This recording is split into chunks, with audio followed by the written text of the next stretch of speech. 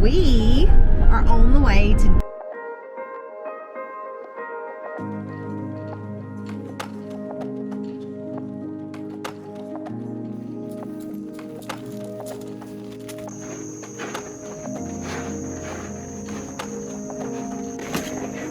I don't know if you can get any earlier than 4, but we are milking pretty early this morning since we're going to be going out of town. We're crazy about food sustainability and food prep. Wow, that one thing we've never really done is have a good grasp on canning. So we're actually going to Deep South Homestead today. We're going to learn some canning from Danny and Wanda, so we're excited about that, to do their class. So it makes everything happen a little bit quicker and a little bit earlier here because we're about 3 hours away from them. Get the cow milked early, go feed the pigs, and get on the road.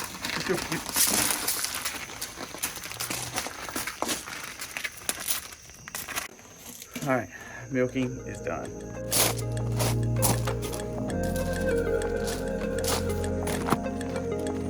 Morning, Trixie.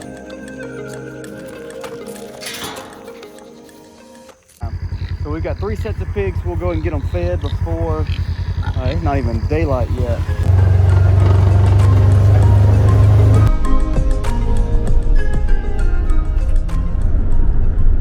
Well, we are up and on the road pretty early this morning. As you saw Colby doing his milking chores.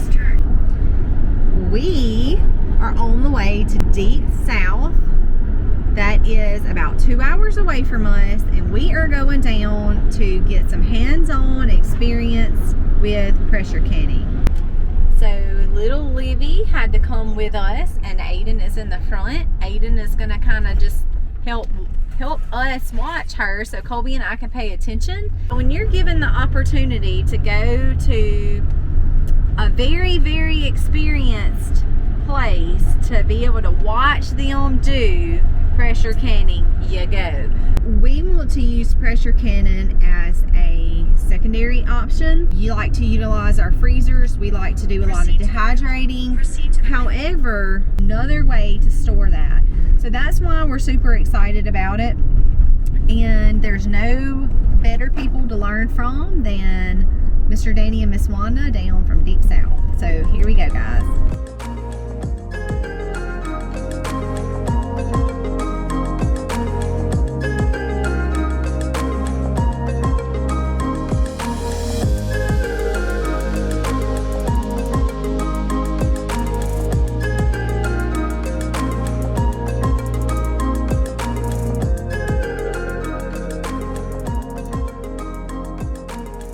We have been blown away by your place. We love homesteading, and we've been to a lot of places like you were talking earlier. And to me, when we go to some places, sometimes they leave us, a little let down. Yeah. But one thing I love about your place is you literally are using every aspect. And you were talking about permaculture, and to me, when I think about the smoker, I think about the kill house over there, and you have new plants, and how I see new trees all through here. It's amazing to me. So I've been overly impressed with the tour, but we came here for the canning, and I think that's what's so neat is this is something that we've never done, and I thought you made it extremely easy for us to tell us about the gardens, why you've got them split out. Tell us what you have the cabin here for. Everybody knows who you are, but let's talk about Danny and Wanda from Deep South. but tell us why you have the greenhouses, why you have the different areas for the farm, such as the gardens over here versus the gardens over there. Tell us a little bit about that and the reasons for it. Because we got no flat land. No, it's all part of an ecosystem that we have set up, permaculture. First of all, you've got to determine what types of soil you have on your property and where you have it at. We have seven different types of soil here on our property. Gosh. Mainly sand. Our main soil is sand, but we do have 7 different types of soil here. And what we've done is we've taken each particular soil type and we've tried to figure out what works best there permaculture wise.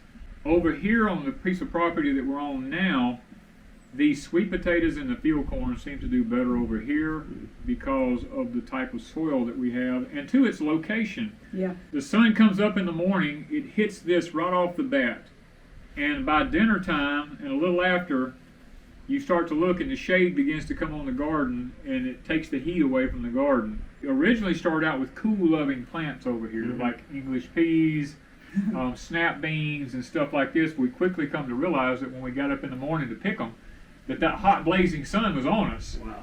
Yeah. And we didn't like that. And plus the plants weren't doing as good.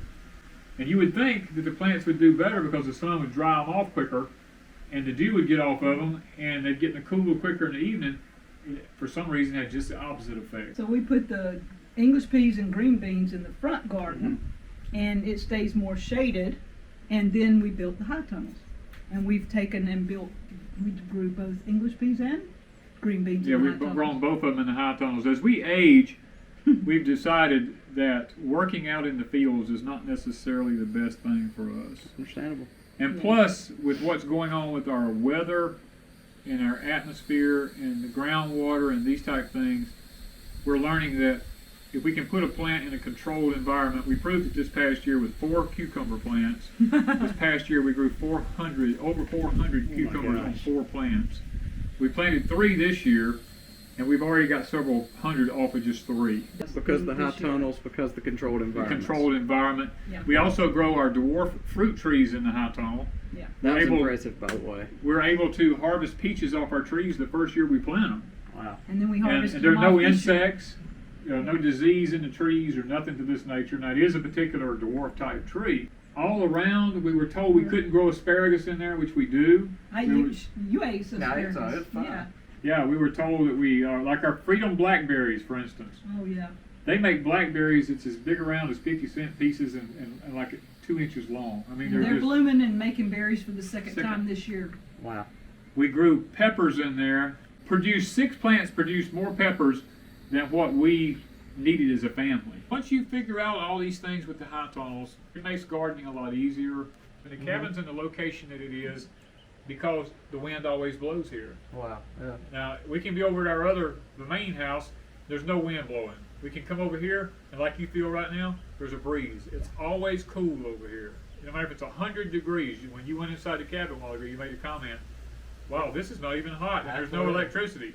It's all about design and location. We did this because we wanted a place to chill. Danny and I work hard, and buying a place somewhere else is an option. We've been looking for years, but it's not feasible for us to buy something way off and have to drive and work and build and then come back home with cows, chickens. And look at what you got to garden. look at. I mean, it's beautiful. Yeah. I mean, you get to see what y'all have done and what's been Yeah. blessed in your. I mean, for you. I mean, it's amazing. Our deal is when we decide we want to chill, everything shuts down over there. Right. We come over here, there's no internet. I don't have emails, YouTube, I have nothing. Wow. The zip. What you're experiencing right now, that breeze, and just nothing, Just sit here. Relaxing. just relax. How many people can do that? This is Not a lot. what people go to the mountains and places for. You know? But then you drive 10, 12, 15 hours. To have You that. pay a lot That's of right. money. It don't belong to you. And when you get home, you're exhausted because you just drove 10, 15 hours back. Yeah. I drove from over there, over here, sat here a few hours, went in, we can go to sleep, get up next morning, fix breakfast, drive back over there, take care of my animals. I've relaxed. Now I know we came for the cannon. I have to make one more comment on the greenhouses, though. That's been one of the biggest things that we've talked about doing is the high tunnels with the greenhouses. Right. Love the construction you've got going on the fronts. How it's wood. Yeah. Most of the ones we see are either plastic or aluminum. And in our area, because we're flat and we have nothing garden winds, I'm just scared it's going to get torn up.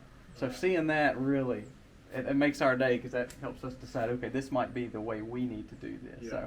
So back to the cannon. I know we went and did the tour, so it was phenomenal, by the way. But when we talk about canning, do you think canning is so important? You know, for us, our generation, I have it all the time. People will say, oh, I remember grandma doing that, or I remember great grandma doing that. But at the same time, they have no desire to garden or farm, or especially can. Mhm. So you're doing permaculture for yourself, but with your YouTube group and y'all growing exponentially, what do you see the value in homesteading or really in gardening, canning, and prepping for that? Because of what's happening right now. Last year, Danny and I didn't go to the grocery store, maybe 3 times all year last year. Right. How many people can say they go a whole year without going to the grocery store? Absolutely. I do prep Like I keep sugar, flour, salt, anything, butter, anything I can't make. Coffee. Coffee's important. Amen. That kind of stuff. We're gonna keep all that stuff extra. And I usually try to keep at least maybe close to a year's supply of most things. And people say, why would you do that? Okay, they shut the nation down last year. Right. If I couldn't go to the store at all, if they'd have said you cannot go for 1 year, would y'all have made it? Right. And that's my goal. And then everything we do, we eat fresh. We can eat fresh daily, something here on Deep South. Usually every day I have something that we can eat, even in the wintertime. I don't have to can. We could eat fresh something. We wouldn't starve. But we have all the excess. So we can. And I do like canning. That's my number one favorite. I like freezing because that's what I grew up with. But if I had it all to do, I would be canning. I dehydrate some. We have a freeze dryer. I'm in the process of trying to figure the freeze dryer out, in our humidity. It's a big deal. Right. So I have various ways, but I think everybody needs have at least 30 days supply of food. Right. You can't not do it in this day and time. Danny recommends a year I in do. food, I think you should have a year. but not very many people can go out and do a whole year's worth of food, but at least have some. And canning is the way, that's the safest way to me. A lot of people are scared of it, but to me it's safer than any other way. Canning is a homesteader's fast food. Yeah. Because it's already cooked, it's already processed. Basically, all you gotta do is open the jar and eat it, or open the jar and heat it. It's like, instead of having to cook a whole meal, you can actually open the jars, put them into the stove or on a stove top, and you can heat it in 5 minutes, and it's ready. It's just a fast food, but it's healthy food. Now, granted, You lose when some you nutrition. lose some nutrition when you heat the food, Right. Yeah. but it keeps a lot of the chemicals out of the food. That we don't put any chemicals on our foods here, so everything we're eating is grown and processed here. It's not harvested in a way that's not ethical. One of the things that a lot of people don't realize, even though they go to the store and they buy food, most of the food in the store has been poisoned with Roundup. And when we make our own cornmeal, stuff like that, it's totally healthy because we don't take the germ out of it. We don't add niacin to it. We don't add all these things to it. Vitamins and stuff to it. It's already got that stuff in it. I mean, there's just lots of things here that we do on our homestead. The fresh fruits. We have over 100 different fruit trees. That's what's been so amazing to us. Is the We fruit. can most of our fruit in order to preserve it. Now, we do dehydrate a few things. And I will freeze dry some we'll because freeze dry a little. I freeze dried some figs, and these were jarred figs. I did whole figs. He loves whole figs, so I took a jar of whole figs, took them and opened them up, took as much water as I could already out of them, and sliced them and laid them on my freeze drying trays and froze them. Then I ran them through the freeze dryer. That was the most amazing taste you've ever had. Yeah. It's like a fig on steroids. It Wow. is. It's intense. So intense. And we could eat those all day long but then you've got to add water, But if you didn't have something, that is the way to have figs. And pears was another one. We did the same thing with pears, and oh my goodness. Just to slice a pear and eat it, most people say it don't have much taste. But when you freeze dry it, it intensifies that taste, and it's awesome. I heard you say, dehydration and freeze drying and freezing and canning, and then of course go picking and eat it. I think that's amazing to have that redundancy and to say, okay, this is all satisfaction. Every bit of this might be a different form and fashion. I might be eating something that we harvested last year or the year before, but ultimately it's all off farm. So I think We've thought this out, and you can't plan for everything, but right now our thought is if something happens the way he has to eat, I can't go to the grocery store and buy food. Right. It's mainly the chemicals. It's Right. the chemicals in it. It's not the And food itself. It's the it's the chemicals, chemicals. placed on it. right. And so I have to have food. So my thought is if something happens and I have some food canned up and I say he gets down and I have to take care of him and I can't come out here and garden, I do have some jarred food that he can still eat. Yeah. And I just want to add this in here too, because I think this is something that a lot of people forget about. But being in our area with the storms, and we've seen hurricanes that have come through that you lose power times days, sometimes for people weeks. So we get that thought of, well, we grew our own food, so that's great. But then we all throw it in the freezer. We're so guilty of that, but it only takes one incident of your freezer going out and you've literally lost everything. And we've had a lot of people that their freezer just quits. Yeah, and you lose These everything. new freezers are not what they're cracked up to be anymore They don't either. last. You're gonna have a big barbecue or a big cookout, because that's You about all better you gotta be do. doing- Or if you just didn't, You if you find didn't, you just didn't find it in time. That's Then right. it's It's all gone. Yeah. So in that, you don't want to have all your eggs in one basket, because if that basket drops, then you've lost all your eggs. So that's another reason too for us. I feel like that with the Canon and that skill, to where you do lose a little bit of nutritional value because the water gets so hot. At least you have something to eat, because if your freezers go down or something happens, you've lost everything if you don't have that other backup or that other type of storage food. It is so volatile, and we know now that people are even doing mandatory shutdowns. Yes. Well, unless you have tons of generators for a whole bunch of freezers with a whole bunch of gas, then you've lost all your food. So it just makes sense to us to say, for the longest I was so nervous, and I told you, even just emailing back and forth, that pressure made me so nervous. But being able to come here and watch you do it and have that hands-on experience to say, okay, I can do this now. And that is going to take our family so far in the future. Just that little bit of time that you said you were going to spend with us showing us how to do that, that is going to take our family so far. And I think we're very appreciative of it and the experience we were able to come here and get. So we're thankful. I'm thankful. I was glad. I was happy to be able to do this.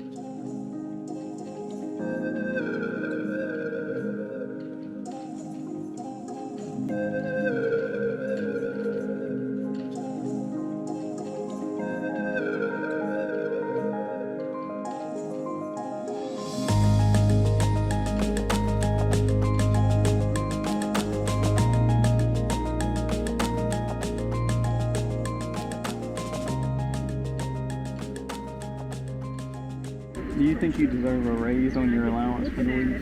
Heck yeah. He's been our babysitter today. And Livy, it's been hot, so he came to help us. Came to help us with the baby. So you get a raise? Yes. We have had a blast today. Thank y'all so very much for spending time with us, showing your farm, but more than that, just the canning class, because it really taught us a lot. So I'm very excited. And I'm excited because we've made some friends and they live close, and so maybe in the future they get to visit again, ask questions, and we'll help them do whatever they need. next venture is going to be the sugar cane and learning fruit better. Yes, that's the fun part. Yeah. You'll have to come this fall.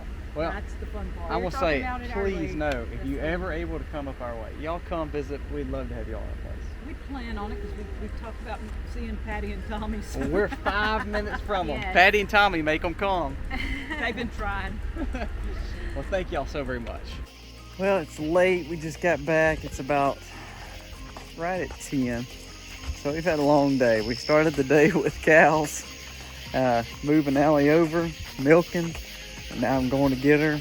I'm moving her back to the stanchion at 10 o'clock at night. So she probably won't have much milk because the baby's probably taking as much as the baby wanted to take. So I'm going to get her, finish up, and call it a night.